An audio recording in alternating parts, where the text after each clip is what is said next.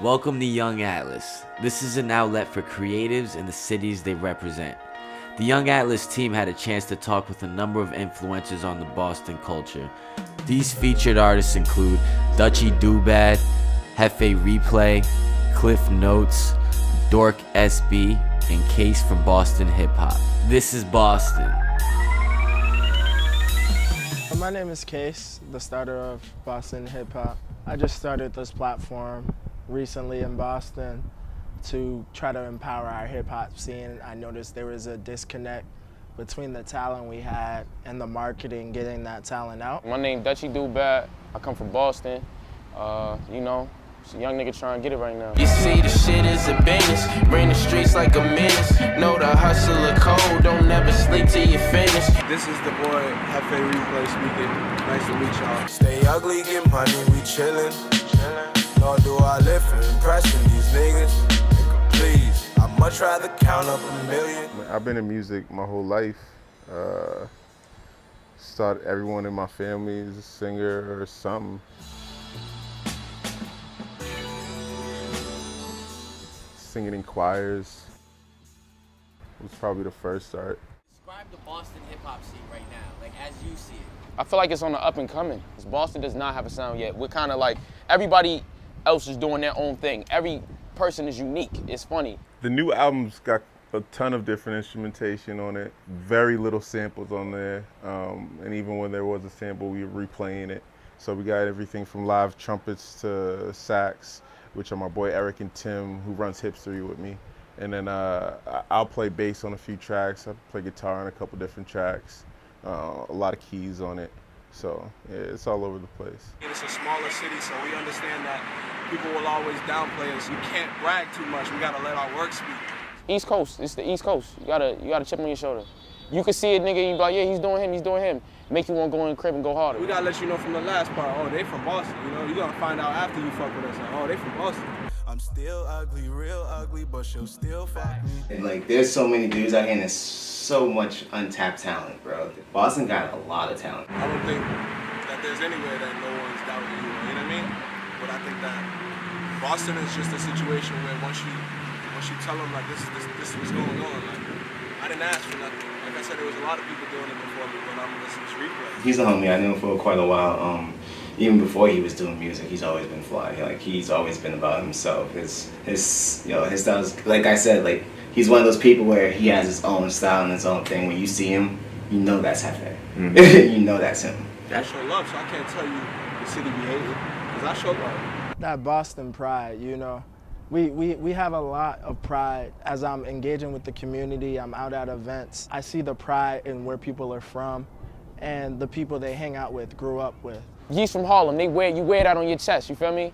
Like, somebody else from Brooklyn, they wearing that on their chest, you know what I'm saying? It's the same thing here, you know what I mean? Other niggas that be from Roxbury, they like Roxbury better than Dorchester, they beefing saying that the shorties in Dorchester's dirty, the shorties in Roxbury's dirty, Roxbury niggas, Dorchester niggas is dirty, you know what I'm saying? But at the end of the day, we all from the same city, but you got your roots from that city, you feel what I'm saying? It's Roxbury. It's Roxbury, really. To me, it's not bad because I grew up there all the time. Like, I be there all the time, so it's like, I don't think it's a bad place. People are terrified to go into Dorchester, but I've been there all my life. There is incidents, but hey, it happens everywhere.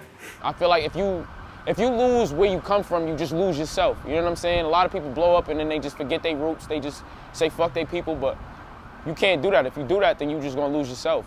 You know what I'm saying? You gotta have somebody around you that's gonna keep you grounded. Be like, yo, you wildin' right now, bro. This is my brother, he's gonna be everywhere, as you see. Everywhere you see me, he's gonna be everywhere. Yeah. This is my brother, he's not, it ain't, you know what I mean? I don't roll with no crew or nothing, but it's family. That's why I feel like my niggas is very important. That's why I stay with the same niggas. It's been the same niggas since high school, even middle school, shit, kindergarten, same niggas around me. That pride, it's really strong. If we put a little bit of our pride to the side, we would be able to capitalize on some of the resources and talent we have here to synchronize, and once it hits a platform like Boston hip hop, it would also resonate with other audiences outside of Boston the same way. Spin a bag on New Roxbury Street, you get me? Where we recorded the album? Yeah, you said you recorded We were just down the street. We just had to rent one up, and gentrification is a real thing. So we had to move to a new spot. I don't know who's doing this. We got to get him out of here, gentrify him, get him out of here. From 2000 to 2007, 26% of Boston got gentrified. So like, and that's just, and it made it the quickest gentrified city in the country at the time. And it still continues to grow. And it's hard not to. You got so many universities, so many students come through and stick around. Yeah, that's motivation to me. Cause I'm like, man, there's a lot of money to get. About to gentrify the shit out this though. Gang gang. It's definitely different, but I mean, I think there's no place that's gonna be the same. The Boston I love is still here. And the Boston I hate is still here too, so. You gave us Roxbury now, but what was it like 10, 15 years ago when y'all was like growing up out there and shit, you know? Like I said, it was a lot to learn from. Yeah, the environment ended up changing. Like, you feel me? There's a lot to learn from. It was the same stuff going on, but you just had to know how to grow from it and how to not get caught up in it. It was definitely different, but I was also young and immature, so I didn't even really know what the hell was going on. 1,000 grams, Man Terror, do we go further? New Edition, Bobby Brown, them did like Orchard Park days, you get what I'm saying? Even the Fiends were stars, like, we not playing with this shit. I'm not, ain't no accidents. I was supposed to be in the NBA, but I was out here trapping too hard. I mean, be honest with you, I didn't really get into all the normal shit that everybody else did. I was like kind of infatuated with the streets, you know what I'm saying? So I wanted to do a lot of street shit, you know what I'm saying? A lot of things that I feel like I made a lot of mistakes, you know what I'm saying? So, I mean, it was a lot of mistakes and a lot of rough times, but, you know.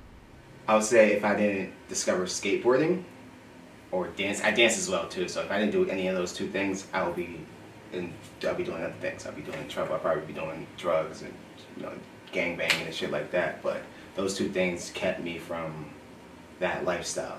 I'm trying to change my life. I'm trying to actually know. That's the Sean Pogner talking, but what it is you trying to be your surroundings and change it. You don't want to just keep posting up on the same 4 blocks. So that's why we humbled by it. We so used to it, but we gonna keep it pushing. We're not stopping here. I wish I could hit the studio every day. You know what I'm saying? I got a lot of trials and tribulations, just like everybody else. I try to make a song a day, or at least get like an idea off. You know what I'm saying? I try to hit the studio at least once a week, twice a week. You know what I'm saying? Realistically, because I'm still out here. You know what I mean? That's why I named this little EP like From Me to You. It's just me letting you into me. Real shit is like something that everybody wants. They want the real shit. Like if they can really feel some real shit, then you're gonna attract the real people. But that's what I'm saying. I'm not trying to, you know, I'll move myself. I'm gonna take my time with it. You're gonna keep me, you know what I mean, chill. You know what I mean? And we're gonna see what we can do with this shit. I'm not in no rush, bro. It's been a while. I mean, I'm 26 years, so I mean, I'm happy to see that people are starting to recognize what Boston's doing. You know, the impact that we're having, the empowerment that we're having on the Boston hip-hop influences, and we're just really excited for the journey ahead.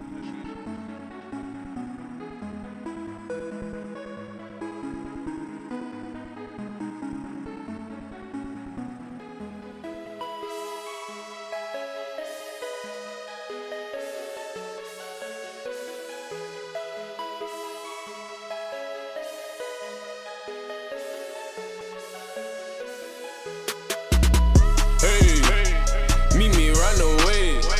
I did this shit for all my niggas